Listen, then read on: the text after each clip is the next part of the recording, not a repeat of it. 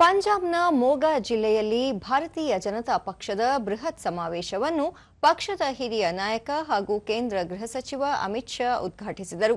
ಈ ವೇಳೆ ಅವರು ಮುಂದಿನ ವರ್ಷ ಪಂಜಾಬ್ ವಿಧಾನಸಭೆಗೆ ಚುನಾವಣೆ ನಡೆಯಲಿದ್ದು, ರಾಜ್ಯವನ್ನು ಮಾದಕ ವಸ್ತು ಮುಕ್ತವನ್ನಾಗಿ ಮಾಡುವುದು ಕೇಂದ್ರದ ಸಂಕಲ್ಪವಾಗಿದೆ. ಜೊತೆಗೆ ರಾಜ್ಯದಲ್ಲಿನ ಡ್ರಗ್ಸ್ ಮಾಫಿಯಾ, ಮತಾಂತರ, ಗ್ಯಾಂಗ್ಸ್ಟರ್ ಆತಂಕದಿಂದ ಪಂಜಾಬ್ನ ಉದ್ಯಮಗಳು ಸೊರಗಿ ಹೋಗುತ್ತಿವೆ.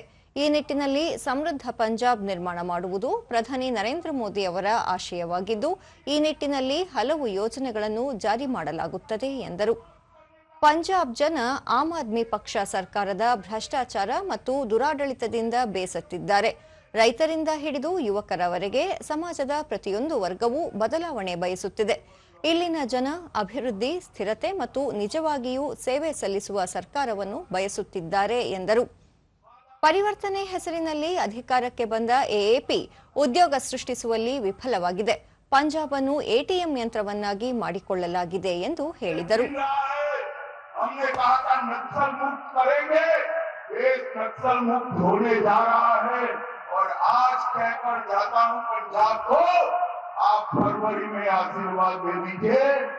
2 साल में हम पंजाब से मूल समेत नशे के कारोबार को उठाकर फेंक